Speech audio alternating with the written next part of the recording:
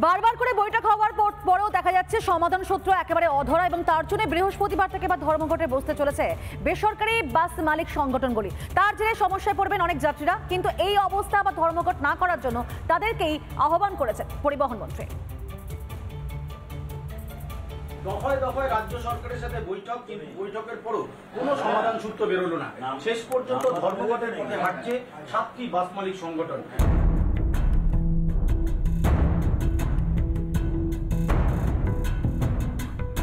প্রথমে সরকার, তারপর পুলিশ, পরপর দুদিন দুই পক্ষের সঙ্গে বৈঠক করেও নিটফল শূন্য।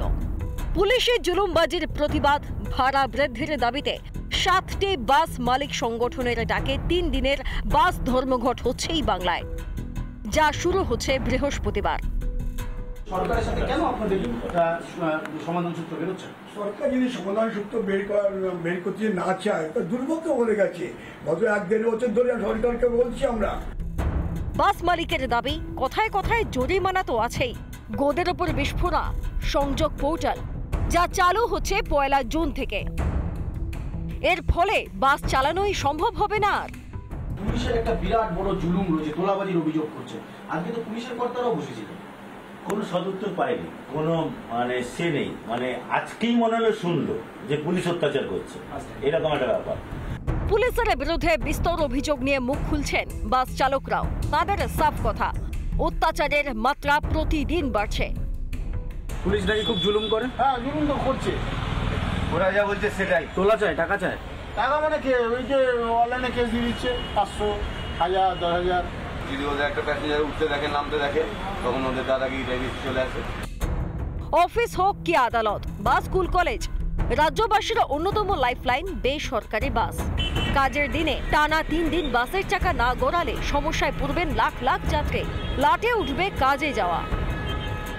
রাস্তায় বেসরকারি বাস না থাকলে আপনাদের কতটা অসুবিধা হবে? অসুবিধা প্রচণ্ড হবে। অসুবিধা হবে, কিছুই নেই তো ছাড়া। আসার পক্ষে কী করবো বলুন, আসতে পারবো না, সেই জন্য আর কি বাইকটাই ডাক দিয়েছে জানি, কিন্তু চলবে মানে স্টেট বাস চলে কিনা জানি না। কি করবেন বৃহস্পতিবার বাস না চললে? বাস না চললে কিছু উপায় নেই, তো বাড়িতে থাকতে হবে। এই অবস্থায় ধর্মঘট তোলার আহ্বান জানাচ্ছেন পরিবহন মন্ত্রী। আলোচনার মাধ্যমেই সমাধান হতে পারে, বন্ধ কোনো সমস্যার সমাধানের পথ নয়। সরকার বাস মালিকদের পক্ষেই আছে। আরও অনুরোধ করছি, ধর্মঘটে যাবেন না।